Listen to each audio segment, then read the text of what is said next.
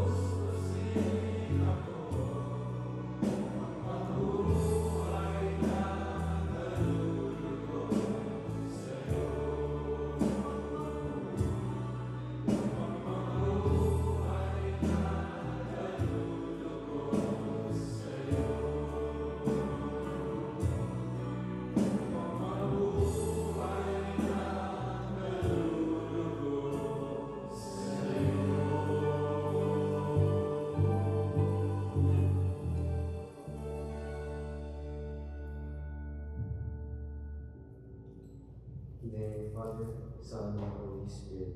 Amen. Lord, we gather you in your powerful presence, united in praise and love for you. You, the Creator of all, we lift our voices to honor your holy name. In this moment, Father, we come before you asking for mercy. We admit our sins and humbly seek your forgiveness. Cleanse us and make us whole through your grace. Thank you for your healing and forgiveness, for restoring our souls and bodies. We are truly grateful for your endless blessings and unfailing love. As we worship, we remember those who are struggling and not here, those in pain, in grief, or in love. Please bring them strength, comfort, and healing. We ask for your blessing on our disciple this evening. Fill him with the Holy Spirit, and may his message move our hearts and draw us closer to your truth. Let your name be lifted high in every victory of our special El Shaddai Hawaii, and let your love shine in every heart. We trust in your mercy. We offer this prayer in the mighty name of Jesus. Amen.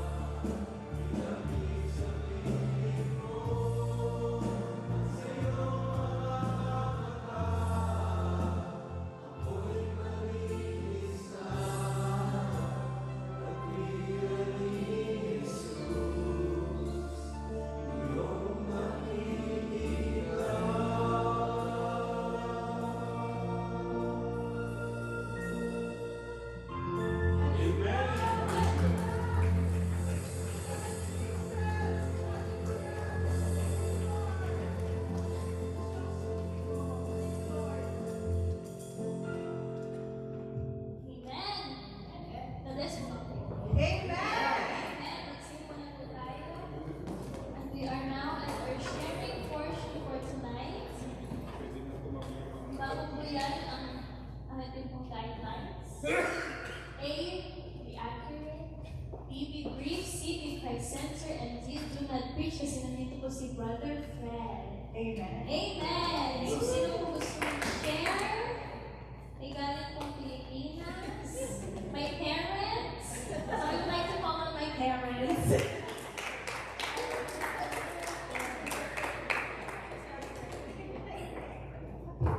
Amen. Amen po rin at Diyos na buhay. God is good.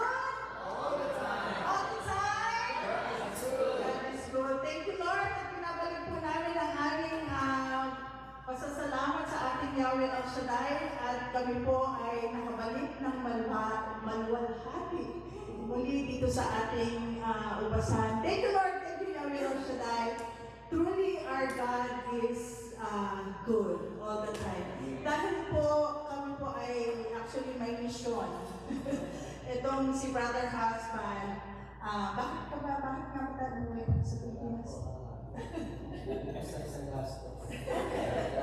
Hindi po. Balik po kayo man sa aming baryo sa piyesta. Kaya po nauwi. Nagpainit.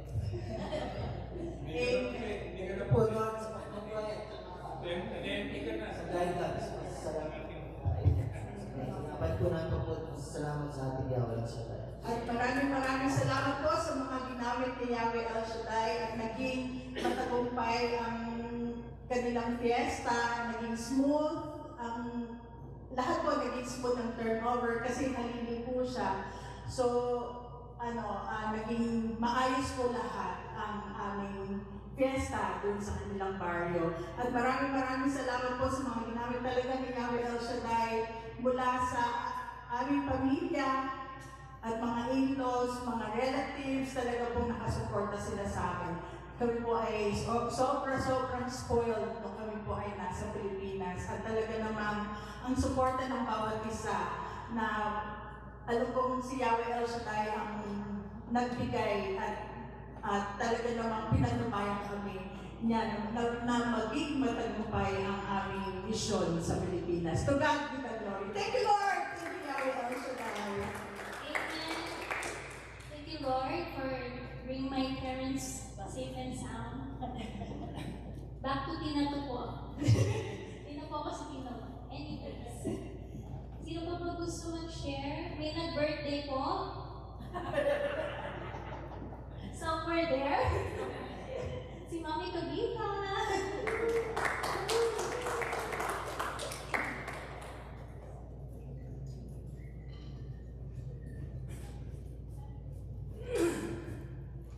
Good evening, Yahweh El Shaddai, good evening, brothers and sisters.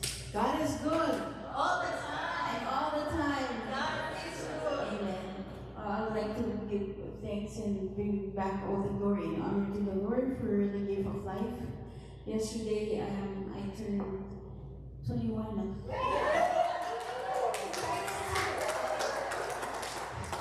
I turned 1 year closer to retirement. And thank you, Lord, for 59 years. So I turned 59. Tomorrow, next year, 69. Well, I continuously pray and thank the Lord for continuously giving me good health, which is the most important thing.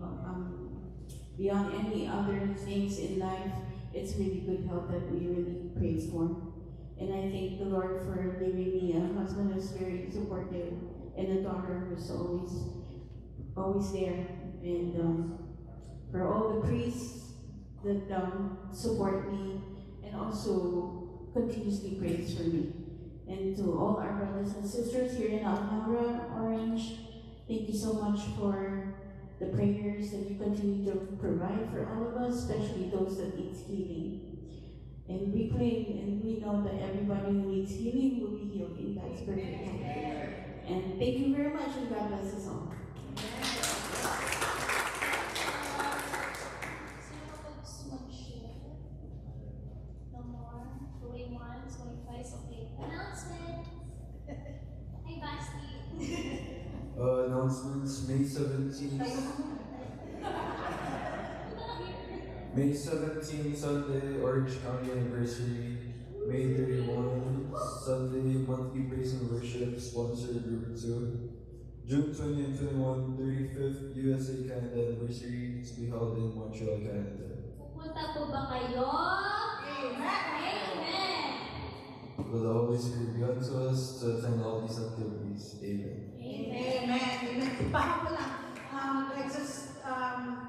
sinabihin ako ng office, on May 24, meron pala tayong ministry fair dito sa also. So, from I think 7:30 to 1 o'clock, ministry fair. So, we need to support our church. May 24, Sunday. Amen. Thank you, Lord. At isa pa, nakalimutan ko, maraming salamat po sa inyong lahat. Especially ang youth at councils na for 2 weeks wala kami dito ni Brother Husband, pero ang gawain po ay tuloy-tuloy pa rin. Thank you, Lord. To God be the glory. Amen. Magsitalaga na po tayo. And let's continue to worship our God and put ourselves in the presence of the Lord and listen to the good words and His holy and sacred message that will be delivered by our future Filipinese brother, Brother Fernandez. Let's all pray the Lord's Prayer and Psalm 8. The Lord's Prayer. Our Father, who art in heaven, hallowed be thy name. Thy kingdom come, thy will be done, on earth as it is in heaven. Give us this day our daily bread, and forgive us our trespasses, as we forgive those who trespass against us. And lead us not into temptation, but deliver us from evil. Amen. Psalm 91. Psalm 91, God our protector. Whoever goes to the Lord for safety, whoever remains under the protection of the Almighty, can say to Him, You are my defender and protector, You are my God, and in You I trust. You will keep me safe from all hidden dangers and from all deadly diseases. He will cover you with His wings, you will be safe in His care. His faithfulness will protect and defend you. You will not fear any dangers of night or sudden attacks during the day, or the plagues that strike in the dark, or the evils that kill in the daylight. 1,000 may fall dead beside you, 10,000 all around you, but you will not be harmed. You will look and see how the wicked are punished. You will have made the Lord your defender, the Most High your protector, and so no disaster will strike you. No violence will come near your home. God will put His angels in charge of you to protect you wherever you go. They will hold you up with their hands, keep you from hurting your feet on the stones. You will trample down lions and snakes, fierce lions and poisonous snakes. God says, I will save those who love me, and will protect those who acknowledge me as Lord. When they call me, I will answer them. When they are in trouble, I will be with them. I will rescue them and honor them. I will reward them with long life. I will save them. When I shut up the heavens so that there is no rain, or command the locusts to devour the land, or send plagues among my people, if my people who are called by my name humble themselves, pray, and seek my face and turn from wicked ways, then I will hear from heaven, and I will forgive their sin and heal their land. The word of the Lord. Thanks be to God.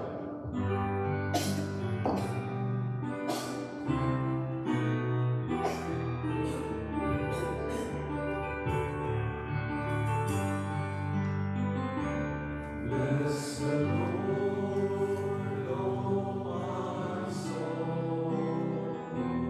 Bless the Lord, O my soul.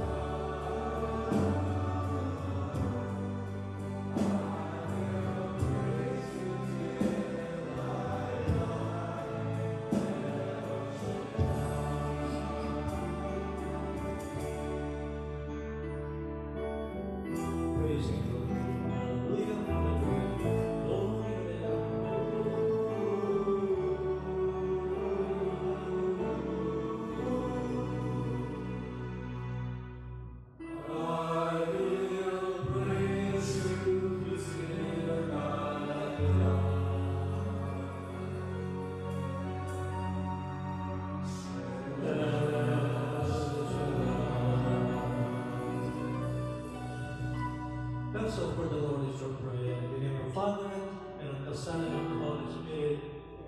Amen. Father God in heaven, we come before you, Lord, with a contrite heart and broken spirit. Forgive us, Lord, from all of our sins and all our shortcomings before you, Lord. Wash away our iniquities by the blood of Jesus. And make us worthy to lift up our hands without wrath and without doubting. Thank you, God, for being so good to us. Thank you for your kindness, your generosity, your faithfulness.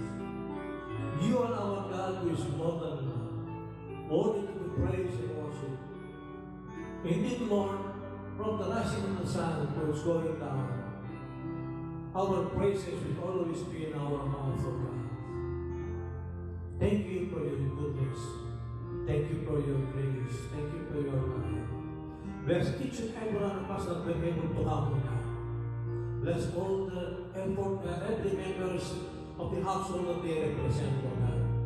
Bless them as they are blessing each and every one of us, O God. Bless every word that will come out of our mind, following the Lord with signs and wonders and miracles, O God. For those who are sick, Lord, let them go home healed. Those who are obsessed, deliver. Those who are wanting have more desires and supplications, their prayers answered. Those who are restless, grant them, Lord, peace in their heart. Thank you, God, for we know and believe that you are true to your promise and your word, O God. Thank you. Thank you for being so good to us. Thank you in Jesus' name. Amen, amen, and amen. Let us praise the Lord. Purihin ang Panginoon.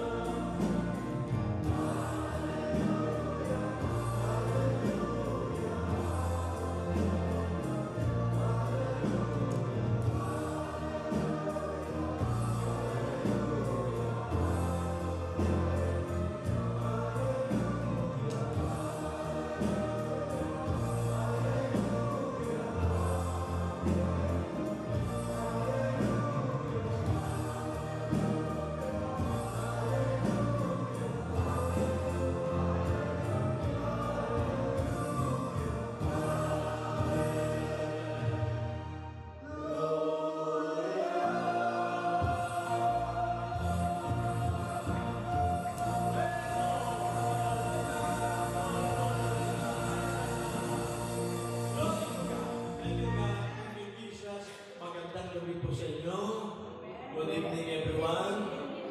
Ang ating pong gospel will be taken from the Gospel of St. Matthew, chapter 28, verses 16 to 20. The commissioning of the disciples.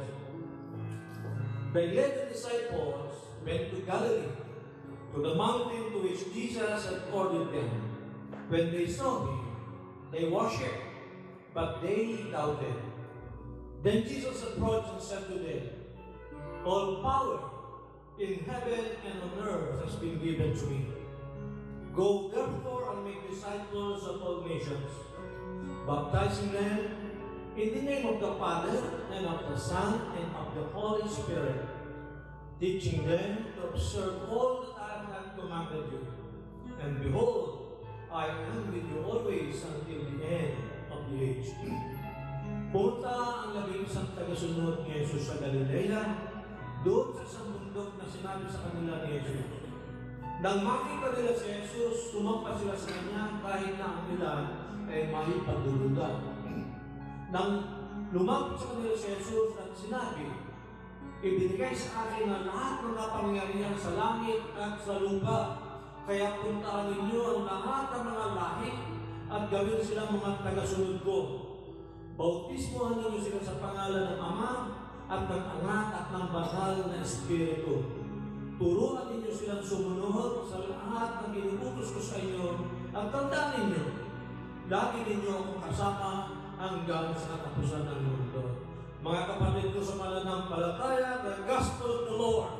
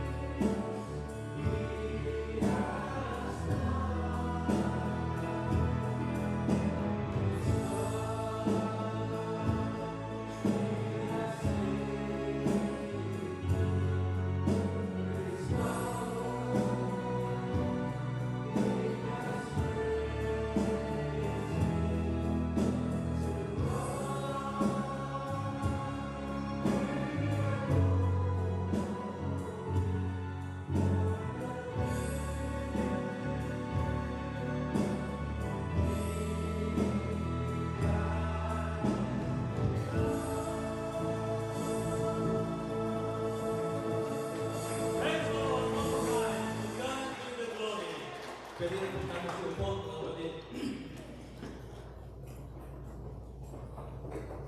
This coming Sunday is the Ascension of the Lord.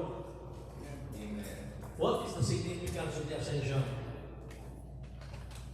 Do you know the meaning of this event for all of us? Jesus has gone up and now sits at the right hand of God. My question is, when he sits at the right hand of God, right hand of the Father, does that mean that there is two God? Does that mean there is two God? The Father and the Son sits at the right hand. The Son is God, the Father is God, so there is two God. Is that right? Is that correct? It is a figure of speech. Now he's back to his throne as King of Kings and Lord of Lords. Because he said himself, "I and the Father are one." If you see the Father, you see the Son, you see the Holy Spirit. All three in one. Three persons in one God. Now, John, the beloved, in the Spirit, was shown by the angel what was about to happen in heaven. He saw the victorious Lamb of God standing because he's victorious, right? And then it says that as if he was slain, the only one worthy enough to open the scrolls and break the 7 seals from the hand of the one sitting on the throne. By his blood, he ransomed men and made every tribe, and tongue and people and nation, a kingdom and priest to our God. That's from Revelation chapter 5, verses 9 to 10. What does this mean? It means good news. Mabuting balita para sa ating lahat. It is new life, future, and hope for all of us. May pag-asa na tayo. Meron tayong kinakapitan. No? His glorious resurrection means the beginning of salvation to all men, the fulfillment of God's unending and unconditional love for man, Jews and Gentiles alike, because God reigns over the nations, the King of the earth, in verse 7 and 8. You all know what salvation is, right? Amen. Mukhang dalawa lang sumasagot. Do you all know what salvation is? Okay, tingnan natin mamaya. Sabi niya what salvation. It is not limited to forgiveness of sins, nor eternal life. It means fullness of life, body, soul, and spirit, while still living on this earth. Healing, deliverance, freedom from oppression, freedom from bondages, from clutches of evil, as long as we believe in our Lord Jesus Christ. That's the condition. As long as we believe in our Lord Jesus Christ, the author and source of life. Purihin natin ang Diyos. Now, the reason why the ascension is very significant is because greater things would gonna happen after that. Number one is the birth of the church, which is the Pentecost. No? That Jesus' bride that came from his pure side and shared in his divine nature. You are the bride, Jesus is the groom. Where did you come from? Where did we come from? From the side of Jesus when he was pierced. Where did Eve came from? From the side of Adam. Amen? So with Jesus, the bride will come from his side. No? And that is meaning all of us. No? It is the Pentecost in Acts 21:4. The infilling. Acts chapter 2 verses 1 to 4. Second, the baptism and empowerment of the indwelling Holy Spirit. In this gospel that we have read, this is where Jesus instituted the sacrament of baptism, because he instructed the disciples to baptize them in the name of the Father and of the Son and of the Holy Spirit. No? And once the Holy Spirit comes to you, he gives you power. He gives you spiritual gifts.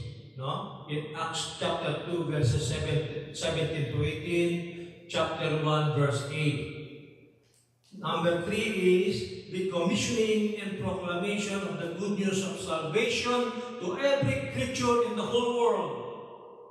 It says in Acts chapter 2 verse 21, whosoever calls on the name of the Lord shall be saved. Amen. Amen. Number 4 is the generous distribution of spiritual gifts to men.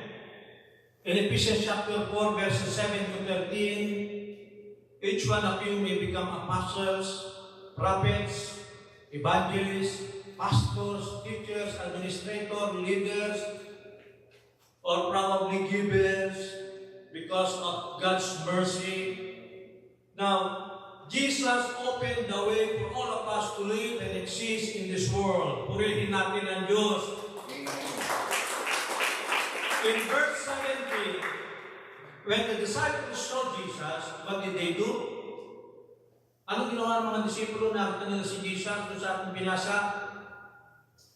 Nakalimutan niyo na. O maaaring hindi niyo napakinggan. Pwede rin tayong selective hearing. Gusto lang natin pakinggan yung ating gustong pakinggan. At sasabihin natin, hindi sa akin yan, sa iyo yan. No? Now, what did they do when they saw Jesus? They worship. They worship. They worship because they had come to understand who Jesus is and how His coming is the culmination, meaning that yun ang pinaka-rurok of God's self-revelation throughout the history of His people. Secondly, His ascension marks the glorification of His divinity, kaluwalhatian ng kanyang pagiging Diyos. No? He has to be to where He came from to be crowned the King of Kings and Lord of Lords. It is the confirmation, the guarantee of this doctrine of our faith. We shall all rise from the grave with new glorified bodies and ascend to heaven as Christ did. No? Lahat tayo magiging parang anghel ng Diyos. Babangon at aakyat sa langit. At kung nasaan, ang sabi ni Kristo, kung nasaan siya naroon, nandoon din ang kanyang mga tagasunod. Amen ba? Amen. Now, Jesus, before He ascended, He said to the disciples, "It is expedient for me to go to the Father, so I can send you my promised empowerment of the Holy Spirit, the Counselor." In John chapter 16, verse 7. The Holy Spirit, who is the Spirit of Christ, the Spirit of God, will be with us forever. Forever. No? Sabi nila, wala daw forever. Ito may forever, forever. Christ will be with us. Iyan ang pangako niya sa atin. No? Kung hindi na tayo iiwan at hindi tayo bibituin. Ang lahat ng pangako niya, lahat ng mga salot ng mga salita niya ay ano sa Tagalog yun? Gaganapin niya, tutuparin niya. Praise the Lord. Thank you. Now, without me, ang sabi ni Jesus, you are nothing. Amen. Huh? That is in John 15:5. You won't be able to accomplish anything. Besides, when I go, I will prepare a place for you. An assurance that we are going somewhere. Amen ba? Amen. Ang sabi nila, pagka umatay ang tao, ay ang pagsisimula pa lamang ng ating buhay. Amen. Buhay na walang hanggan. Amen po ba? Amen. Now, ang sabi pa ni Jesus, since I will prepare a place for you, I will come back for you. I will come back for you. John 14:28. Meanwhile, ang sabi niya, you have to conquer the world for me, for Jesus. Just as how I conquered the world, everything on the cross. John 16:32. Hanggat wala pa siya, ang sabi niya, kailangan sakupin niyo ang buong mundo. Amen po ba? At dahil lahat yan sa paanan ng krus ni Jesus. No? You have to preach the repentance for the forgiveness of sins in relation to my Paschal mystery. And what is the Paschal mystery? What is the Paschal mystery of Jesus? Hello, nandiyan pa kayo. Pagkatapos na ng Easter, di ba? Ano ang Paschal mystery? The Passion, the death, the resurrection, yung pang-apat pa, the Ascension. Yun ang magkukumpleto ng kanyang paghihirap para sa atin. No? Meaning, it is not all glory and resurrection.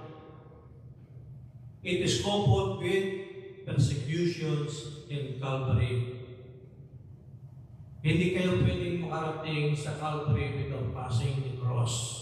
Amen. Amen ba? Mga kapatid, that is the truthfulness of life. Now, there is no other way but the way of Christ, by the way of Christ. He is the way, the truth, and the life. No one comes to the Father except through Him. Pero sabi naman sa scripture, ng passages, hindi naman kayo makakapunta rin sa anak without even the authority of the Father. Remember? So kaya kailangan Father and Son and Holy Spirit. Totoo naman yan. Sapagkat sinabi niya, if you believe in me, you will obey my commandments, and I will love you, my Father will love you, and we will make our dwelling in you. Ang sabi natin, pag nandyan ang Ama, sigurado nandyan ang Anak, nandyan din ang Espiritu Santo ng Diyos. Sapagkat hindi sila pwedeng maghiwalay.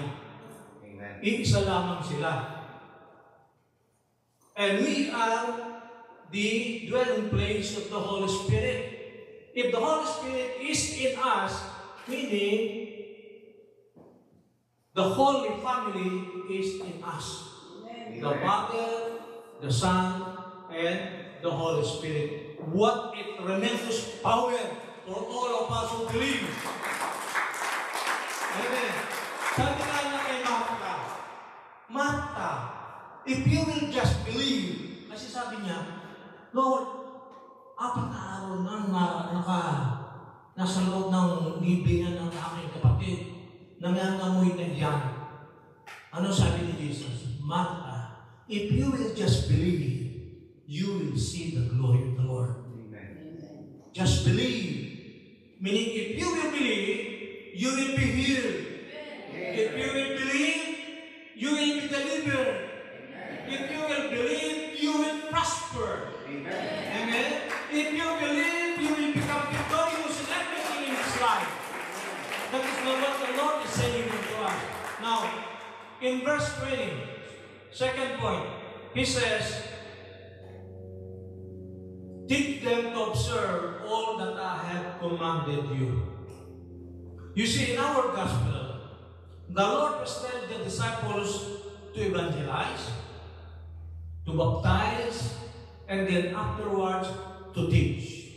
No? In other words, pahayunin kayo, you need to tell them about God, about His goodness, about His love, and then you convert them to Christ. Hihilahin nyo sila papunta kay Kristo. Ano ba ang sinabi niya kay Juan? Sinabi niya kay Peter, bring me some of your fishes. Ang huli nyo, dalhin mo nyo rito. Anong ginawa ni Peter? Hinila niya yung lambat na punong-puno na isda. No? Ano ba ang kinakatawa ng isda? What is the fish represents? People. Because He said to the disciples, I will make you fishers of men. No? Ano ginawa niya? Hinila niya ang lambat. Dapat ganyan din ang gagawin natin doon sa mga malalayo kay Kristo. Hihilahin niyo sila. Hindi lang i-evangelize niyo. Bring them before the throne of grace of the Lord. Amen po ba? Hindi dapat tayo makontento lang na nakaupo lang dito sa prayer meeting na nakikinig ng salita ng Diyos. We have to get out of our comfort zone. No? At kailangan, kaya nga sabi natin, hindi kayo makakarating sa Calvary without passing the cross. No? Kailangan may konting pagsisikap, kaya kailangan konting hirap. Ang sabi nga, you can present your love with sacrifice. Without love, there is no sacrifice. Amen? Yan ang pagmamahal natin kay Kristo. Teach them to observe all that I have commanded you. What is teaching? Teaching is a means of allowing and letting people know about the love of God and God's kingdom. We herald, we bring the divine truth of the text in the scriptures that brings salvation and new life to mankind. Bring life to the lifeless. No?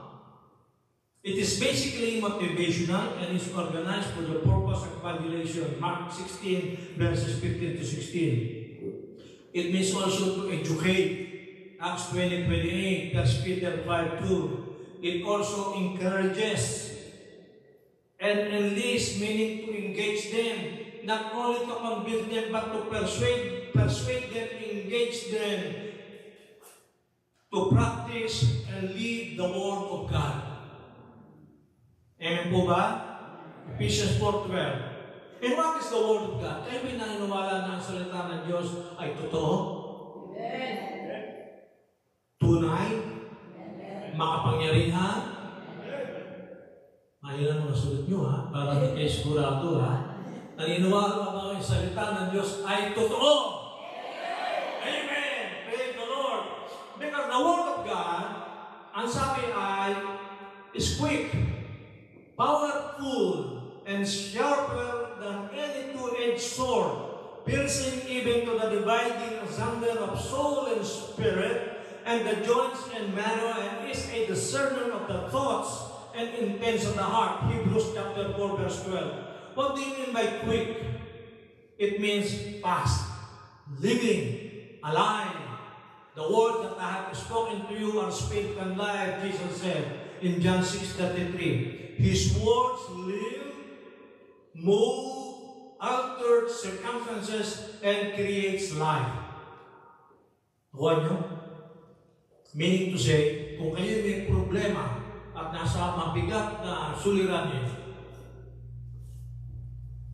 do not focus your mind to the things around you, to the things that surround you, to your problem, everything that bothers you. Where do you have to focus your mind? To Jesus. Focus your mind and your eyes to Jesus. Look at what happened to Peter.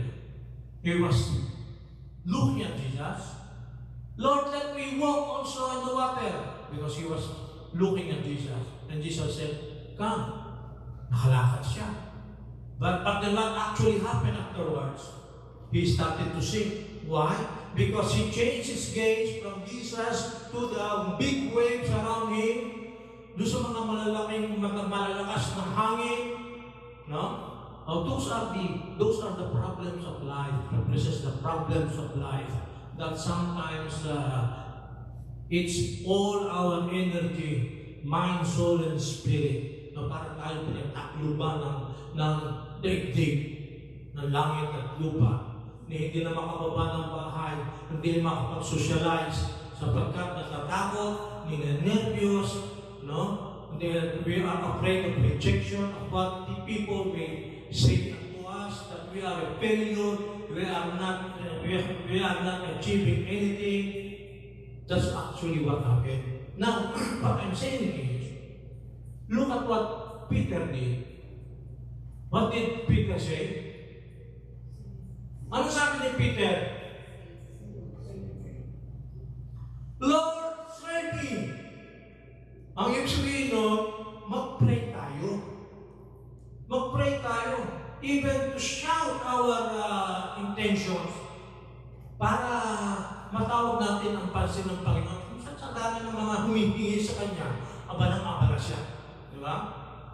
Pero kung sisigaw ka, magpupumilit ka, magsisiksik ka katulad nung bleeding woman, no? Kahit na hindi siya po pwedeng lumapit kay Jesus sapagkat she was bleeding, pero gusto niyang gumaling, ang ginawa niya, nakipagsiksikan siya.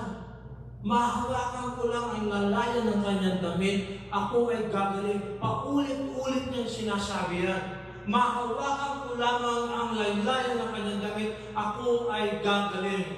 Sabat, tandaan ninyo, kung ano nasa puso nyo, siya nasa bibig ninyo, at yan ang lalabas, at yan ang inyong paniniwala. Amen. Amen. Sapagkat ang buhay at kamatayan nasa dulo ng ating dila. Kaya ang sasabihin lang natin ay katagumpayan ang ating pananampalataya sa Diyos na ako ay gagaling. Ako ay magtatagumpay.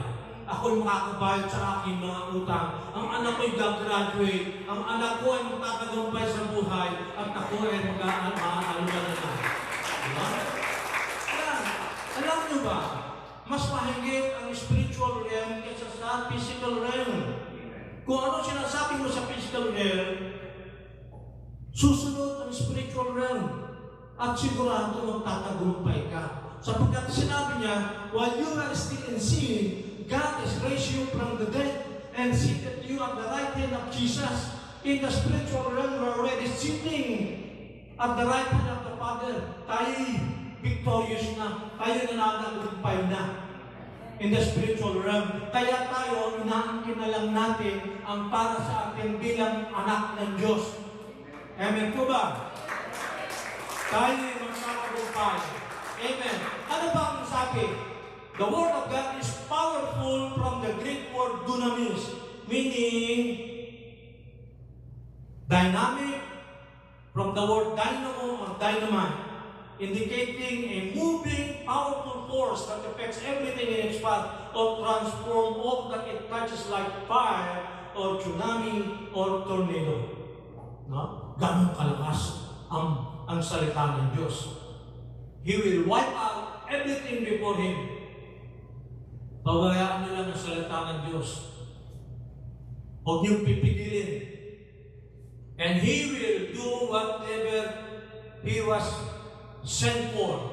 He will accomplish everything. Yan sabi ng salita ng Diyos, He will not come back to the Lord void. He will accomplish the thing that He is being sent for. Kung ano ang purpose ng kanyang pagpapalabas ng salita, yun ay gaganapin niya, tutuparin niya. Ano pa? The Word of God is sharp, matalas, able to pierce, able to divide and sever. The Word can produce changes within you. Can change circumstances around you. In your thoughts about yourself and others, your motives, your attitudes, your habits. It has powerful effect upon the circumstances around you. When all seems hopeless, Christians can rely on His Word to change the circumstances dramatically. So sabi ko sa inyo, do not focus your mind and your eyes on the things around you that bogs you down, except look at Jesus, because He is capable of changing things, changing your circumstances for your own good. Amen. Amen? And that is our God. He is so powerful. It only depends upon your faith.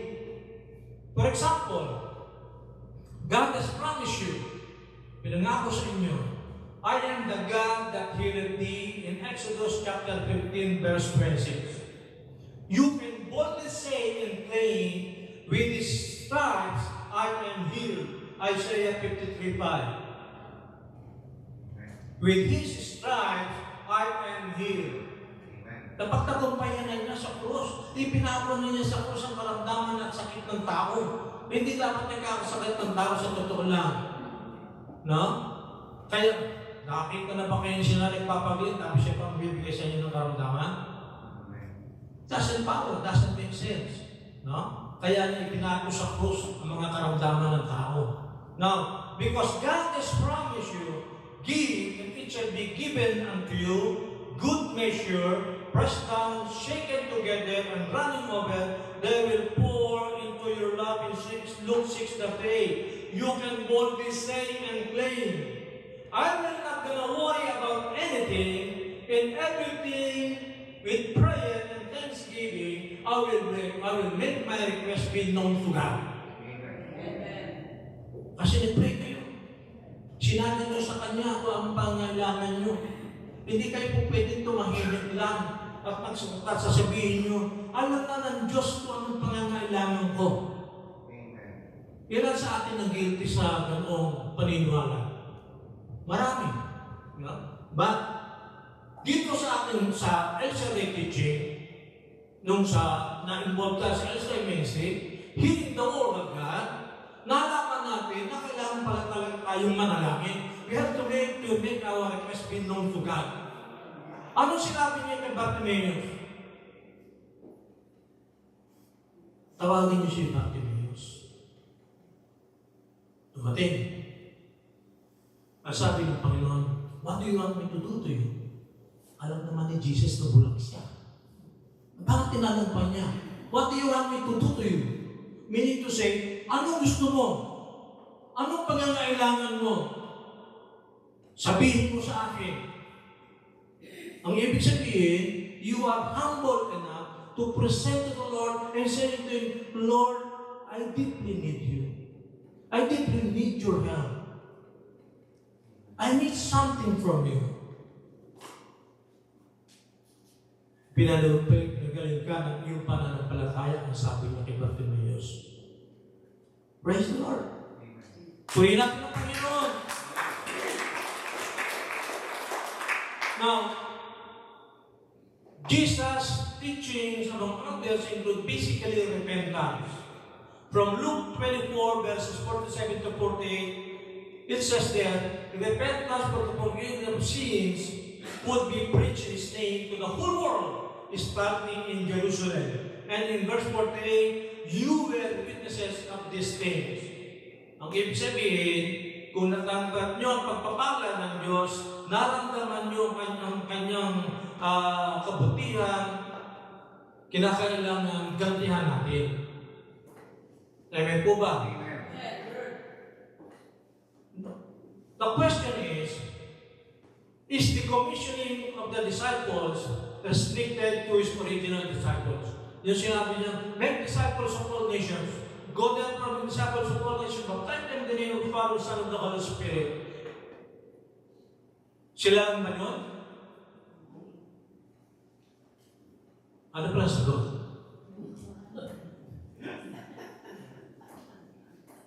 We are likewise called by the virtue of our sacrament of baptism of water and confirmation.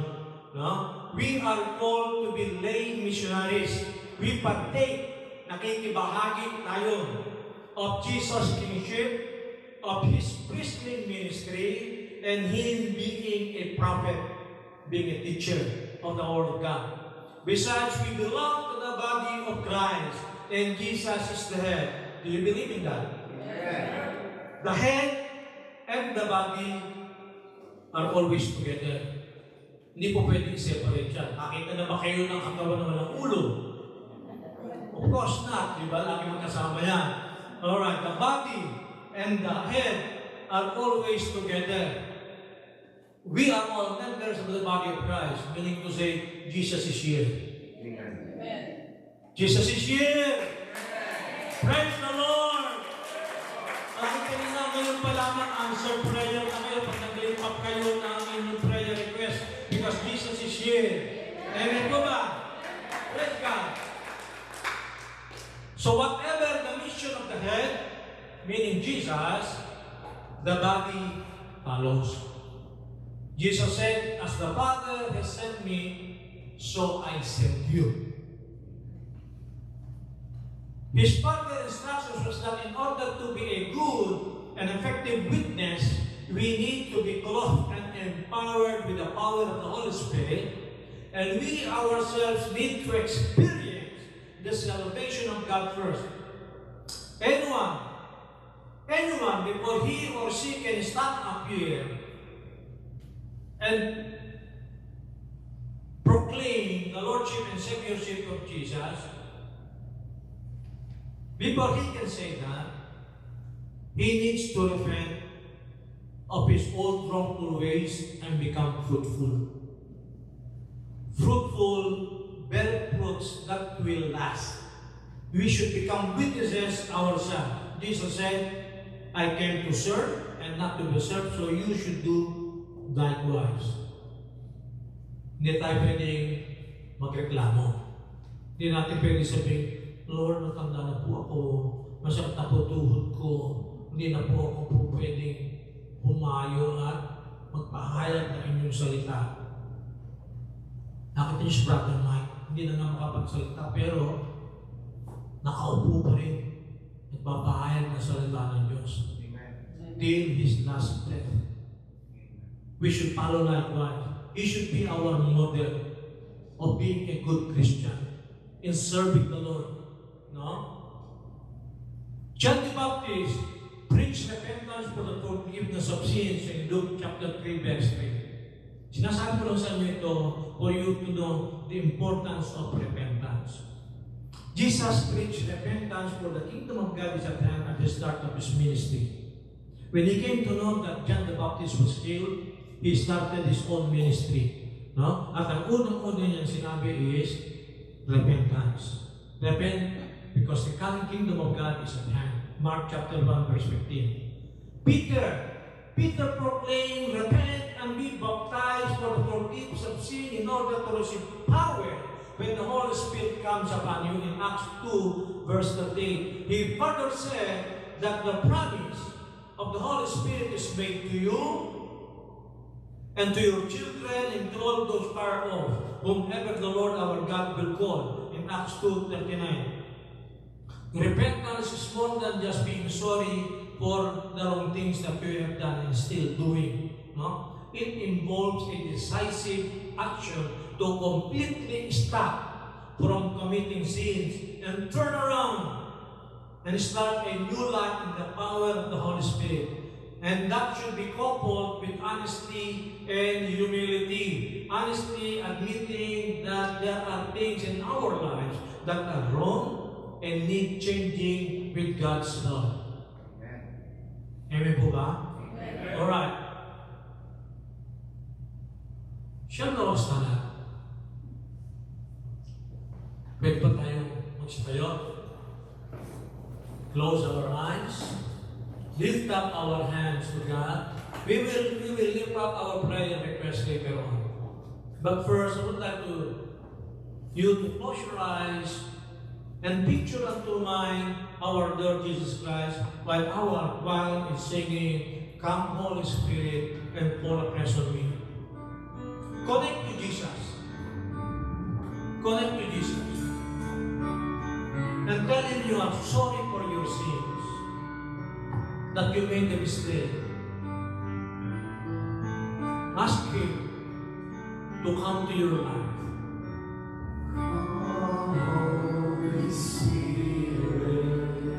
The Holy Spirit will pour out His presence to all of us. He gives life.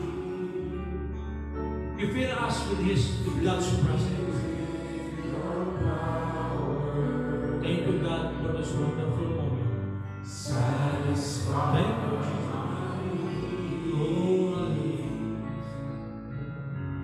Only you can make me whole. Give me strength to make me grow. Come, Holy Spirit, fall afresh on me. His hand is open. And repeat this after me. Father in heaven, Yahweh El Shaddai, we come before you, your holy presence, acknowledging that we indeed sin against you in thoughts, in words, and in deeds. We are truly sorry for our sins. Wash away our iniquities by the precious blood of your Son, Jesus Christ. Father, Yahweh El Shaddai, I do believe that your only begotten Son, Jesus Christ, suffered and died and rose again in order that I may have eternal life. I forgive all others who equally sin against me. I renounce Satan in my life and all his wrongdoings. I believe in the Holy Spirit, the Lord, the giver of life. Lord Jesus Christ, I now accept you as my personal Lord and Savior. Come, Lord Jesus, and fill me and empower me with your Holy Spirit. Thank you, Father, Son, and Holy Spirit, for making me whole again. In Jesus' name, amen. Amen. And one more time, come, Holy Spirit. Let us all sing. Holy Spirit, fall afresh on me. Fall afresh on me.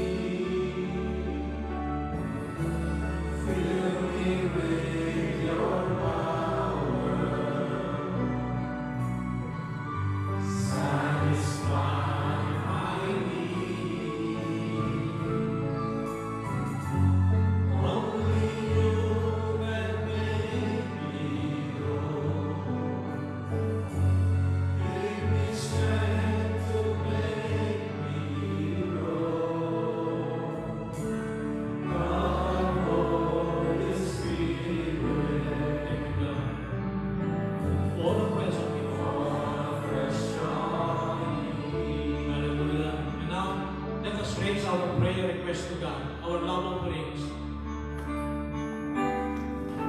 And I would like you to sing your prayer.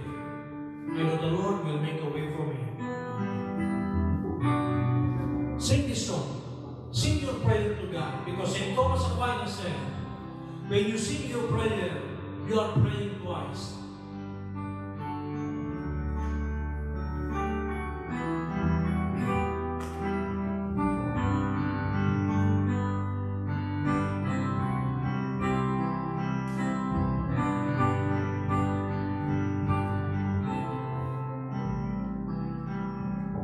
I know the Lord will make a way for me. I know the Lord will answer all my prayer. I know the Lord will answer all my prayer. If I be a holy shadow and do the right, do the wrong, do the right. I know the Lord will answer all my prayer. Will answer all my prayer. I know the Lord will make a way for me. I know the Lord will make a way for me. I know the Lord will make a way for me.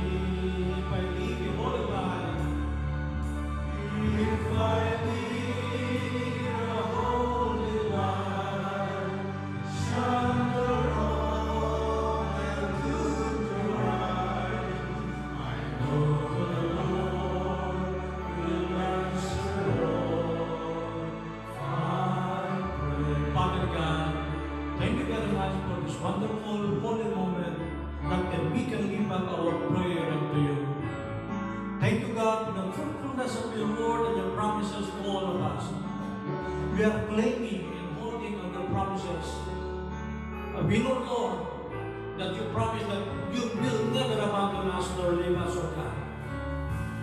And Lord, you said that we just make our request made known unto you.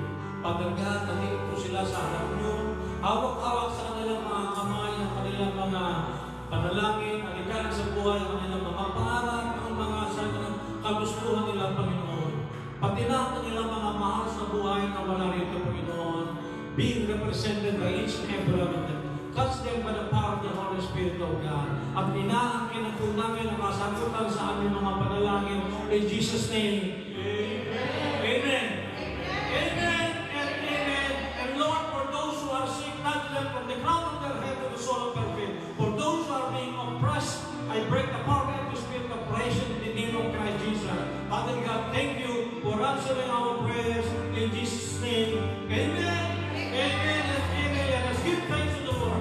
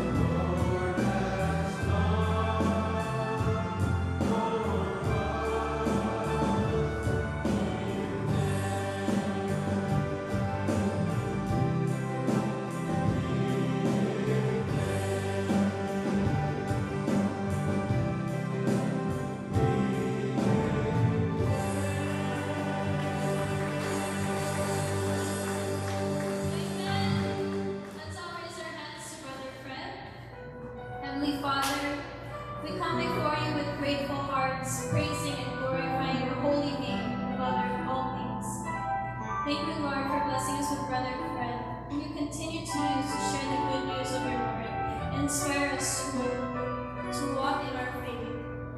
We pray that you pour out your abundant blessings upon him and his family. Cover them with your protection, keep them away from sicknesses and harm, and bless them with overflowing good health, peace, strength, wisdom, and joy each and every day. Lord, continue to guide Brother Fred and strengthen him as he faithfully serves you. Fill him with your Holy Spirit and give him the courage, passion, and wisdom to continue touching the hearts of many people through your word. May he always feel your presence in his life and carry your love in his heart wherever he goes. Continue to bless the work of his hands and the desires of his heart according to your perfect will. All this we pray in the mighty name of Jesus. Amen.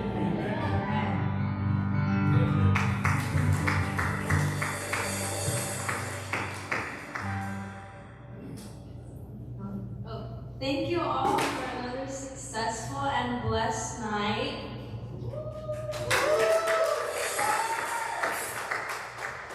First, I'd like to thank our MC, Sister Krista, and the youth for being the host this night.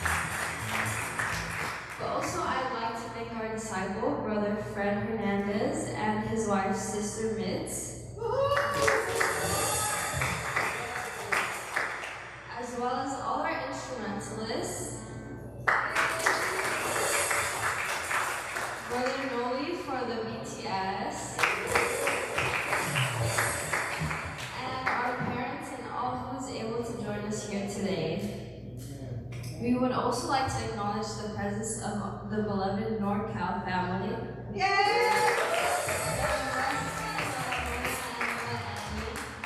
Hope to see you all next Thursday. God bless us all. May we call on Sister Kavita and Sister Gretchen? Mga birthday celebrant. Doon ko sa halo. Pray muna ni Brother Fred.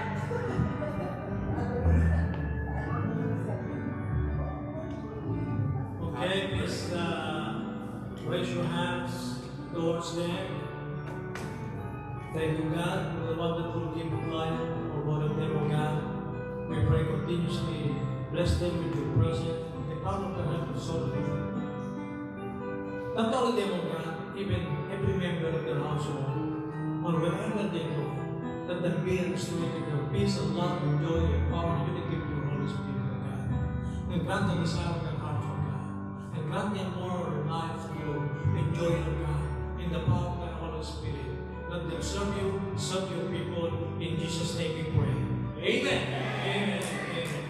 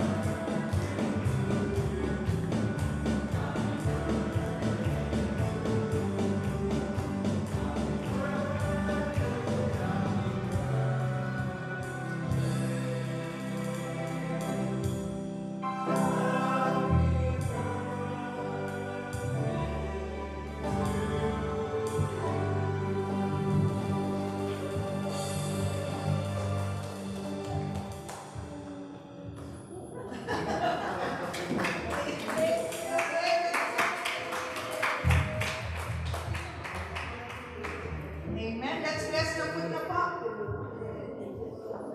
Let's answer the food. Bless us, O Lord, as they enter the gate of the church. For thy bounties in Christ forever. Amen.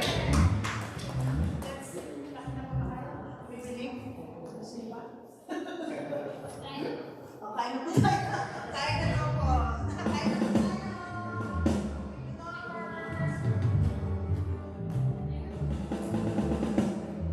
Thank you po. Samahan na po sa FB next